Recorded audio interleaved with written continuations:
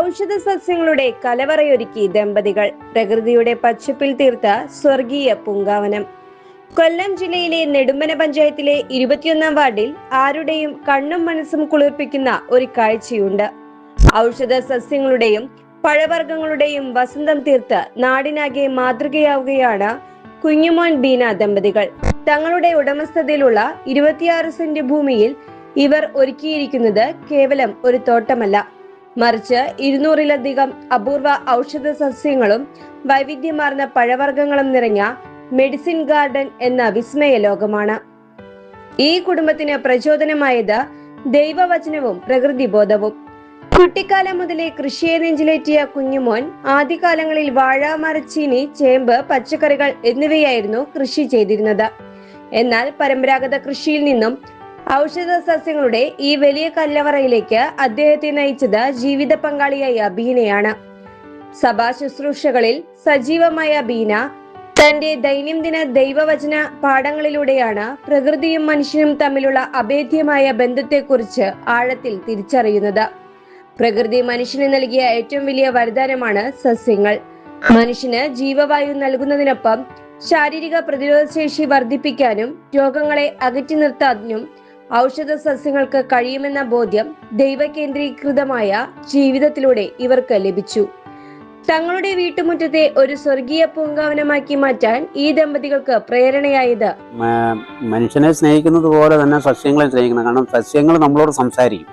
അതിനോട് ചേർന്ന് നമ്മൾ അതിനോട് ഇടപെടുമ്പോഴത്തേന് നമ്മളെ അതുപോലെ നമുക്കൊരു പ്രചോദനം ഉണ്ടാവും. രാവിലെ വന്ന് നോക്കാനും അതിനെ ഒരു സസ്യം നട്ടിട്ട് പോയിട്ട് കാര്യമില്ല, അതിനെ പരിചരിക്കുമ്പോഴാണ് അത് പൂർണ്ണതയിലെത്തുന്നത്.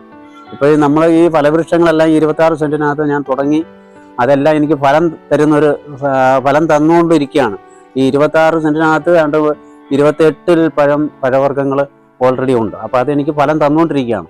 അതിനോട് ചേർന്നാണ് എൻ്റെ ജീവിത പങ്കാളിയും കൂടെ ചേർന്നാണ് ഞങ്ങൾ ഈ ഔഷധ സസ്യങ്ങൾ വെച്ച് പിടിപ്പിക്കാനും കൊണ്ട് ഒരു പ്രേരണ ഞാൻ കൊണ്ടാക്കി.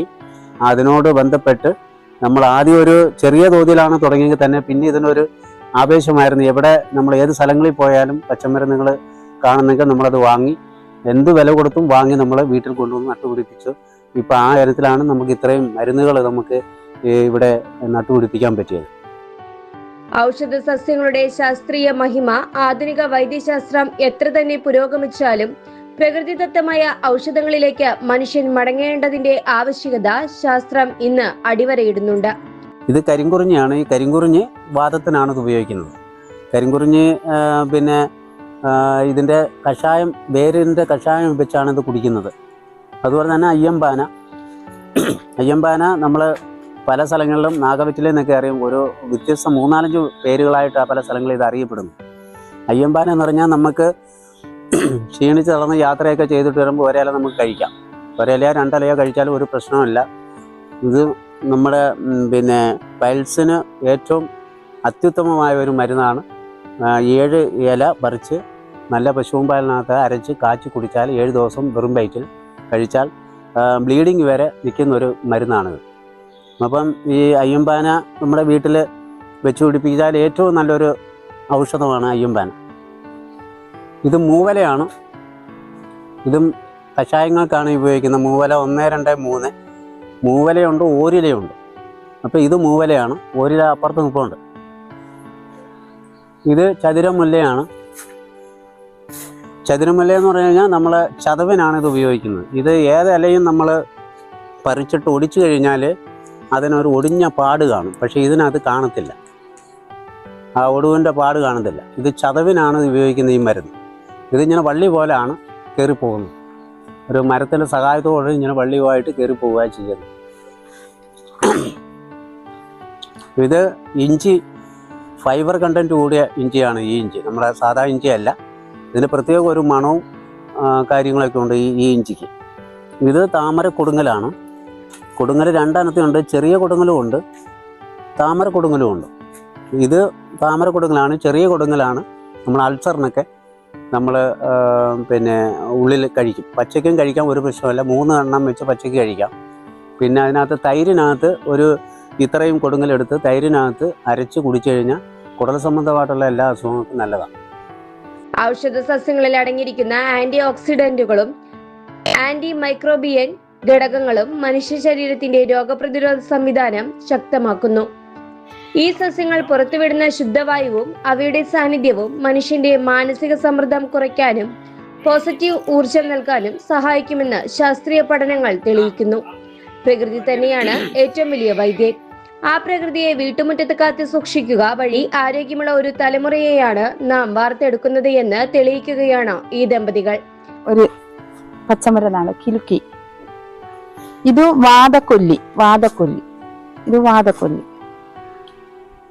ഇത് മണിത്തക്കാളിയാണ്. മണിത്തക്കാളി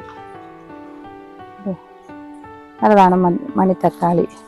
ഇത് നീലയുമ്മമാണ്. നീലയുമ്മം.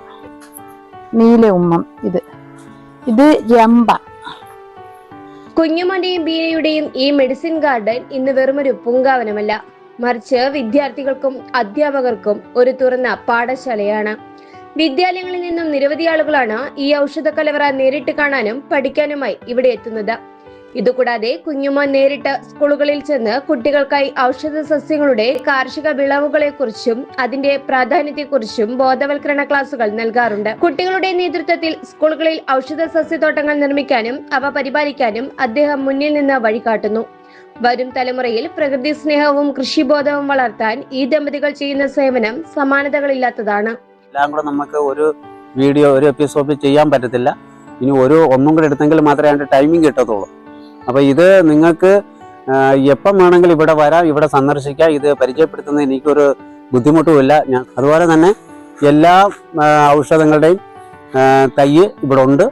ആർക്കെങ്കിലും ഒരു ഔഷധ തൈ വെച്ച് പിടിപ്പിക്കാൻ താല്പര്യമുണ്ടെങ്കിൽ ഇവിടെ തൈ നമ്മളിത് കൊടുക്കുന്നുണ്ട്. എൻ്റെ നമ്പർ ഇതിൽ കൊടുക്കുന്നുണ്ട്. News desk express news.